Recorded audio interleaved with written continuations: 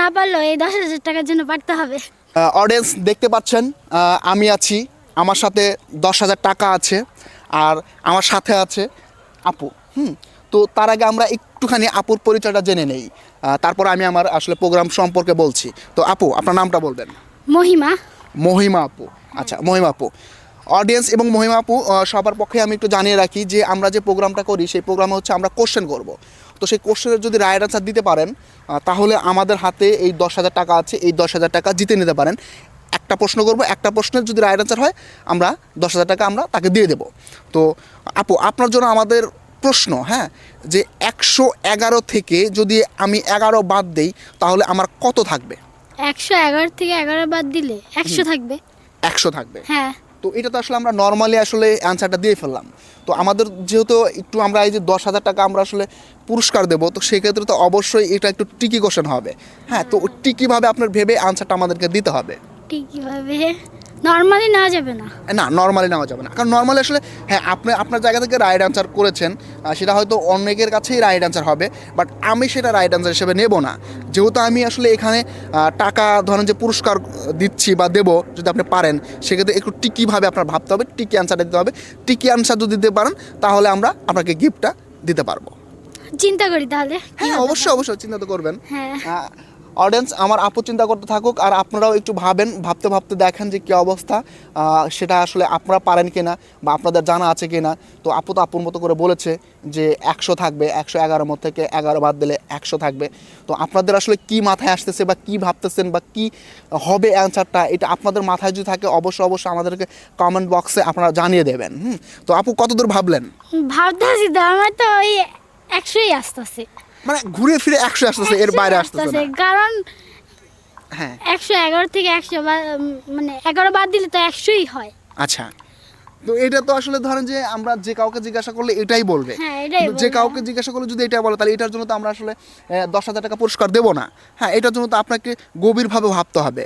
এত ইজি হলে কি আপনি আমাকে 10,000 টাকা দিতেন? এটার জন্যই তো আমি 10,000 টাকা দেবো, যে আপনাকে ওই গভীরভাবে ভেবে আপনাকে অ্যান্সারটা দিতে হবে।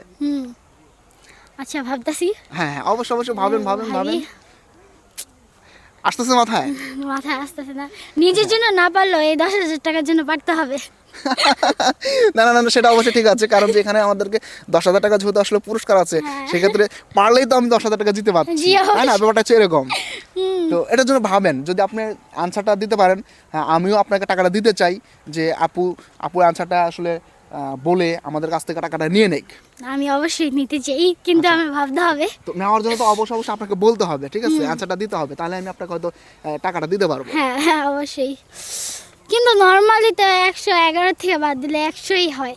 কিভাবে আর তো আসতেছে না। আচ্ছা আচ্ছা, এটা নর্মালির ভিতরে আমরা নেব না আপু। তো এটার জন্য আমার অন্য কিছু ভাবতে হবে। তো আপনি যদি না পারেন আমাকে অবশ্যই বলবেন, তাহলে আমি হয়তো অন্য কোনো কাউকে আসলে গিয়ে জিজ্ঞাসা করতে হবে যে সে পারে কিনা। আপনি কি আরও চেষ্টা করে দেখতে চান? জি, অবশ্যই অবশ্যই, কারণ 10,000 টাকার ব্যাপার, এখানে একটু চিন্তা করি আমি। আচ্ছা আচ্ছা, অবশ্যই অবশ্যই আপনি হ্যাঁ। চিন্তা করেন।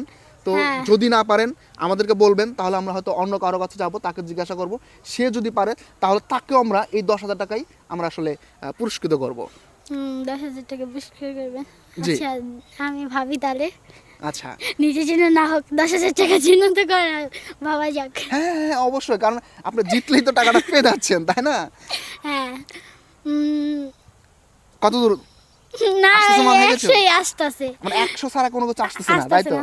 অডিয়েন্স, আমার আপু আসলে অনেক অনেক বেশি ভাবতেছে, অনেক ট্রাই করতেছে সে এই 10,000 টাকা জেতার জন্য। তো সে কোনোভাবে আসলে অ্যান্সারটা তার মতো করে সে দিচ্ছে, কিন্তু আমরা ওই অ্যান্সারটা নিতে পারতেছি না।